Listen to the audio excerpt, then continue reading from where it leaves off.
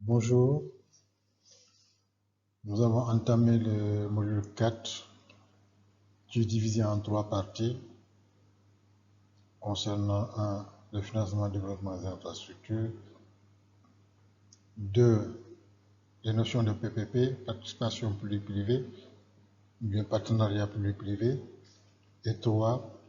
La gestion des risques dans les partenariats public-privé. Nous allons voir pour le 1 les besoins financiers pour les infrastructures en Afrique. Nous allons connaître qui finance ces infrastructures, quelles sont les opportunités pour le secteur privé et quelles sont les autres possibilités de sources de financement. L'Afrique subsaharienne finance en majorité ses infrastructures. C'est un constat. Un total de 59,4 milliards, soit 72,9% de financement pour les infrastructures, a été estimé par le FMI en 2012. Il y a aussi des rapports externes en financement. L'augmentation des participations privées comme celle de la Chine. Il y a aussi d'autres nouveaux partenaires tels que le Brésil, l'Inde, la Corée du Sud, la Malaisie, la Russie ou la Turquie. Le chiffrage des besoins financiers pour mettre en œuvre les objectifs de développement durable ou pour les projets d'infrastructure en Afrique a fait l'objet de nombreuses estimations. Ce qui fait qu'on a plusieurs valeurs et il faut trouver le juste milieu. En fait, ces estimations peuvent varier assez fortement selon les objectifs retenus. Quel est le niveau d'infrastructure optimal visé? Est-ce que des infrastructures de base pour tous, des infrastructures améliorées pour une majorité? Quelles sont les méthodes employées? Quelles sont les hypothèses faites sur l'évolution démographique? Quelle est l'évolution du taux d'urbanisation, le coût et la durée de vie des technologies et les organismes qui les ont réalisées? Tout ça fait que nous avons différentes estimations qui peuvent porter à confusion. On va se focaliser sur certaines d'entre elles. La Banque mondiale estime à 93 milliards de dollars par an pour le continent africain pour les infrastructures de transport, d'énergie dans les TIC et l'eau. L'Africa Transport Sector estime à 68 milliards de dollars par an les besoins en infrastructures de transport. L'Africa Energy Outlook, quant à elle, estime à 43,6 milliards de dollars par an pour les infrastructures énergétiques. Le Global Infrastructure Outlook table sur des besoins de financement de l'ordre de 174 milliards de dollars par an pour l'ensemble du continent. Tandis que le PAP du PIDA estime pour la réalisation de 51 projets à 68 milliards de dollars, soit près de 8 milliards de dollars de besoins par an sur une période de 9 ans.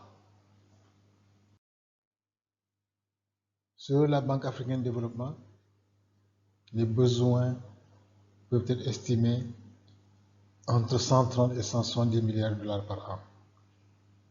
L'ICA, l'Infrastructure Consortium for Africa, fait état de son côté de 100,8 milliards de dollars d'engagement pour les infrastructures en 2018.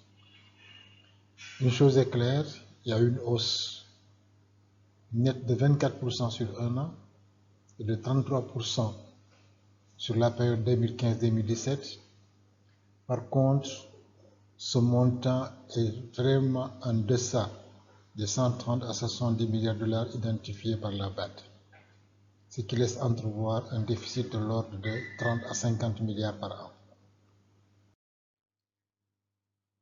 Force est de reconnaître que les gouvernements nationaux sont les premiers pourvoyeurs de financement pour les infrastructures.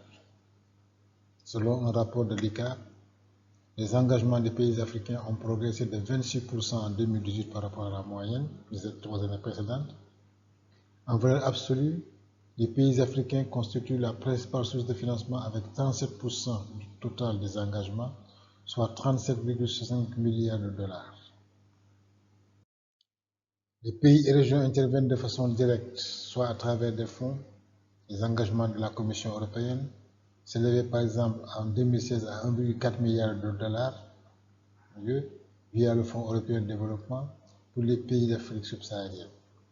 De la même manière, les engagements et décaissements de la France sont opérés par l'AFD, via sa filiale ProParco et éventuellement aussi le Fonds français pour l'environnement mondial.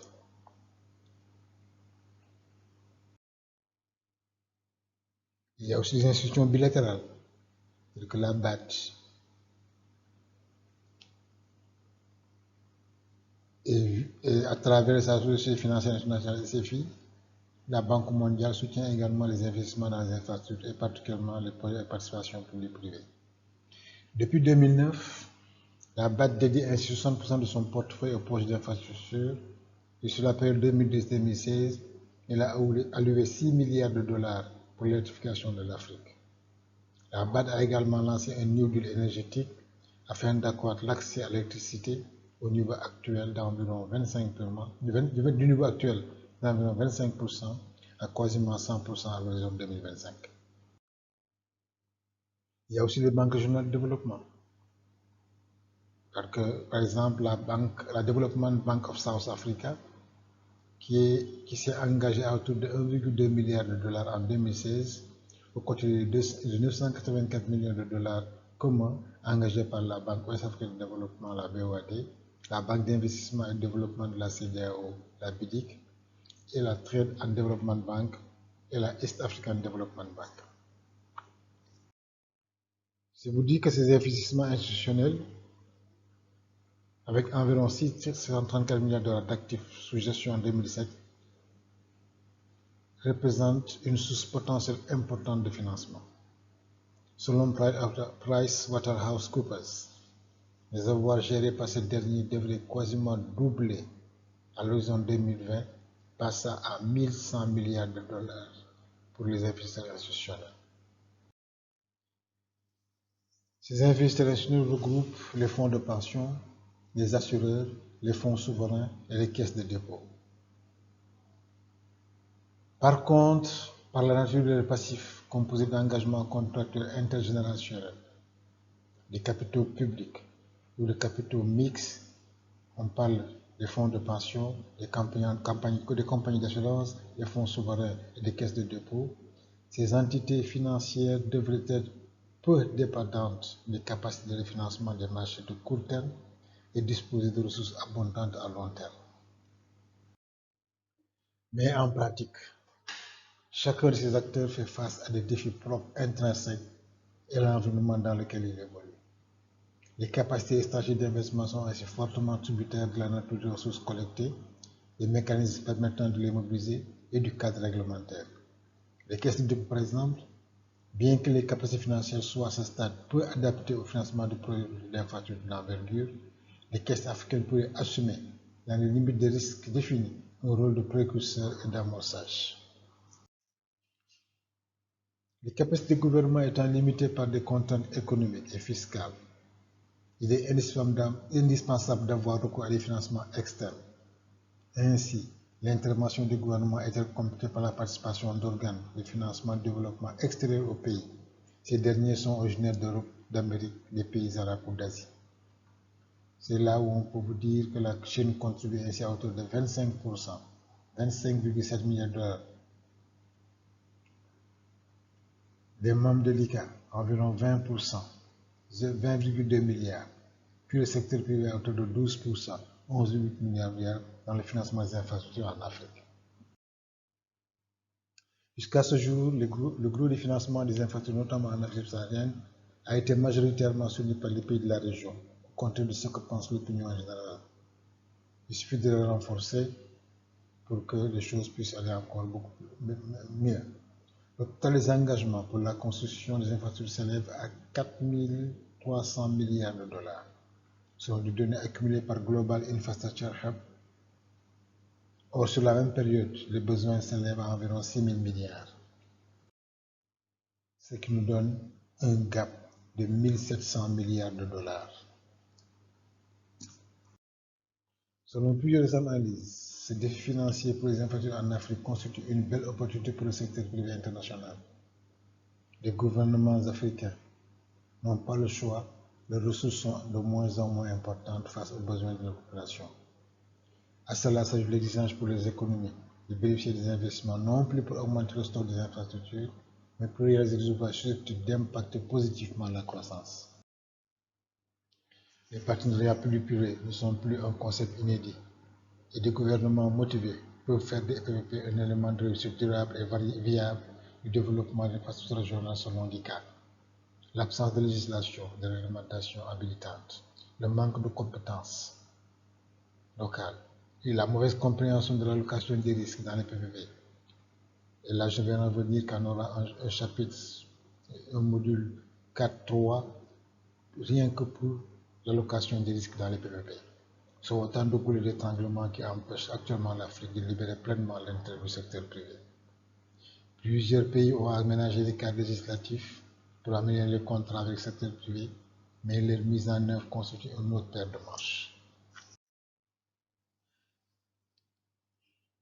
Par contre, il y a une prise de conscience claire qu'un financement additionnel est plus assuré et indispensable pour atteindre l'objectif du développement convenu au niveau mondial.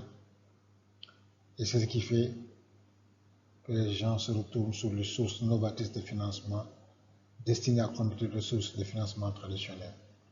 Ces sources novatrices de financement sont nécessaires pour relever les défis mondiaux. On n'a pas une définition unique de ce qu'est un mécanisme novateur de financement du développement.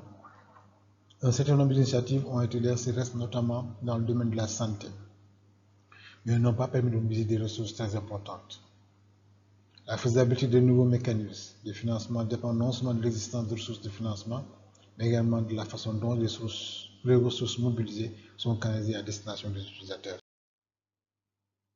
On peut citer parmi ces sources novatrices la création d'activités internationaux qui peut engendrer environ 100 milliards de dollars par an au titre de la coopération internationale, une taxe sur le carbone décidée à l'échelle internationale qui pourrait générer 250 milliards de dollars par an, une taxe jugée petite sur les opérations de change qui pourrait avoir avoisiné 40 milliards de dollars par an.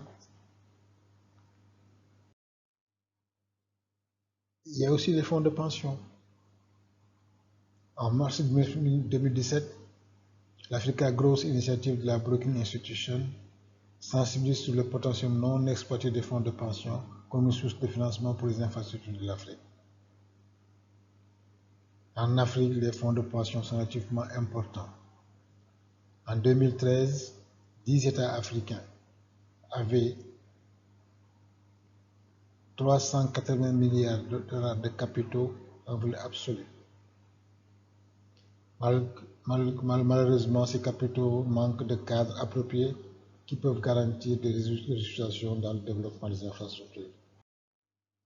Par contre, il y a des obstacles à l'utilisation des fonds de pension dans le financement des infrastructures. L'une de ces barrières est la disponibilité des capitaux dans les systèmes de pension pour l'investissement dans les infrastructures avec des restrictions liées à la gouvernance, aux réglementations et à la stabilisation de ces fonds. En outre, dans le cas où ces situations sont élevées, les fonds de pension devraient tenir compte des risques liés au projet d'infrastructure et demander un cadre politique clair, transparent, juste et prévisible au placement de capitaux dans les infrastructures.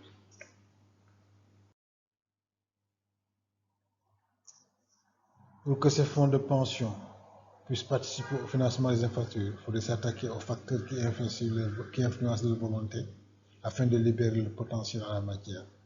Il reste clair que des sources de financement autres que les circuits connus au niveau bilatéral et bilatéral existent, mais la communauté internationale a opté pour les partenariats publics-privés pour le financement des infrastructures en Afrique. Je vous remercie de votre attention.